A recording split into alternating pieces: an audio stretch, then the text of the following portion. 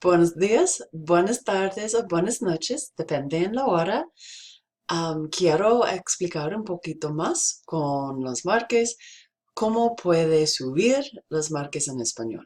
So I want to take a moment to actually look in the grades to see how you can use that to help guide you to improve your learning and grades, especially if your grade's not where you'd like for it to be. So there are two places in grades to find your overall grade. The first one is next to the code for the course right here at the very top. As well, we can scoot all the way down to the bottom, which is kind of the easiest one to see, and there it is there. Now, your grade is separated into 4 sections. Each are weighted depending on how important I need you to be focusing in on these particular types of assignments and assessments. So the first one that's in here are the assessments. Make sure that all of these are completed, but make sure that you're doing all the work prior to any assessments in order to get there. Those we're going to find later on. So also over here, some of you might see that you're missing a component. Usually it's the voice recording, and you'll see that in the comments. And that means that you'll need to send that to me as instructed there. Remember, you can go back into the exam, you can review my internal comments that are there, as well as see as what you had written, as well as see as any prompts in case you do need to send me something. Now, the second one are the discussions. Make sure that all of these, if they're missing, that they're getting completed as you're doing the content through the materials. But also you can look at how to improve some of these. And there's 2 different ways to look at this. One is to look at the comments that I give. This is going to be usually more around the grammatical structures that are being used and how to correct some of them. But that alone is not going to improve your grade. Looking at the rubric is extremely important. So notice here, we need this person on this one looks like needs to improve by adding some more information. Has commented with at least one person, but could always do better by asking more. Doesn't look like this person has asked a question yet, and might be using just phrases and words versus any sentences.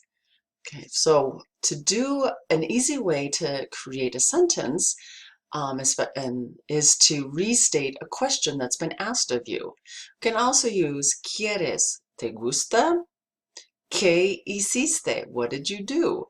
Okay, what did you do afterwards? ¿Te gustaba or te gustó? Did you like to do something? These can be things as well. You can keep in the present, try for the past. The more information and the more comments that are asked and made helps improve actually 2 for sure, because if you're asking something specific and include that detail from the person you're replying to, as well as potentially can help you show examples of more uses of sentences. I would recommend that when you're replying to people, though, you go to the bottom of all of the comments in the discussion, because those people were working in the discussion most recently. May not have been recent, but it was the most recent of all of the peers that have been working in it. So those are kind of how to use that rubric. Also, make sure that you contact me with questions if you're not quite sure what I'm looking for. Also then, the chalar. A lot of people are missing this one. When you see chalar in the discussions, that means you have to make an appointment with me using my online calendar in which to complete this. And all of that is found in here when you click on that link.